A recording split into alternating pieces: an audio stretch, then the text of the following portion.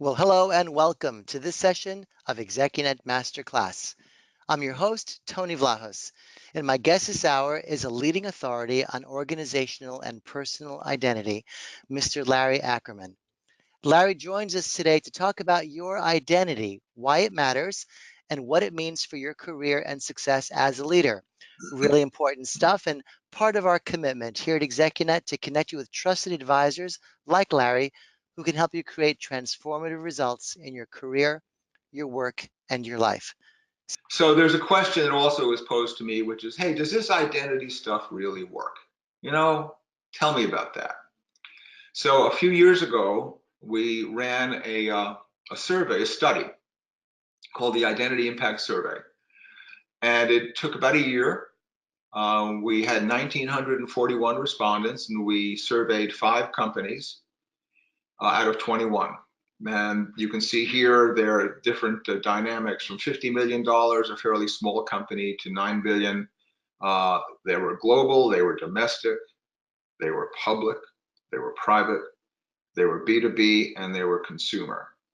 And this was not, pardon me, this was not an attitude survey.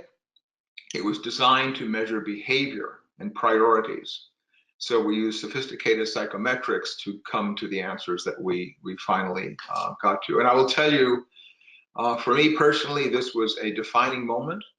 I had never been able to show quantitatively whether there was a true connection between what I call identity strength and performance. And I did not know what this research was going to show, but I knew I wanted to find out. So fast forward, this is the one chart I'll share with you, where our research group realized that combined what we call organizational and individual identity strength together have a major impact on employee engagement and, by extension, performance. So it's a very high correlation number here. And I got to tell you, that was a big moment for me in my career, and led to many interesting conversations with clients about how to use this identity discipline to drive performance. Let's start with a question about labels. Now, many of us do allow our career or our job to define our identity. For example, when people ask us, what do you do? We typically answer with something like, well, I'm the VP of Business Development for a manufacturing company, or I'm a baker, whatever the case might be.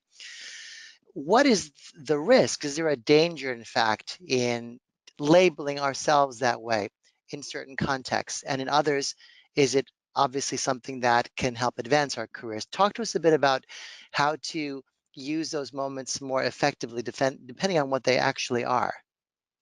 Well, I think thanks, Tony, the first order of business in relation to the question is, when you're asked, what do you do, is to recognize that your answer does not and will not tell the asker much of anything about who you are.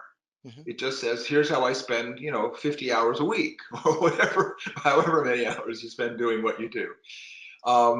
When I go sometimes to parties, I will, the classic cocktail party question or conference question is, what do you do? And I've gotten to the point where I will ask people deliberately, not what do you do, but what are you passionate about? And I've asked this of people I have just met. What are you passionate about? And it's amazing the light that goes on in that person's eyes. Mm-hmm. And whatever the answer is, it brings me closer to who they really are than any answer that might be offered in terms of what they do. So another way to handle the question is, if you've actually done some of the identity work I'm talking about, the definitional work and the application, if somebody says, well, what do you do? I could say, I'll use myself as an example. Well, I'm a consultant and a coach. That's what I do. But my particular perspective is what I really do, and now I'm putting do in quotes, is I help people to see.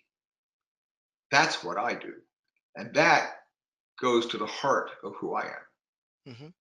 So if you have that second level answer, you can combine it with, the primary answer and really give people a much deeper, compelling idea of who they're talking to.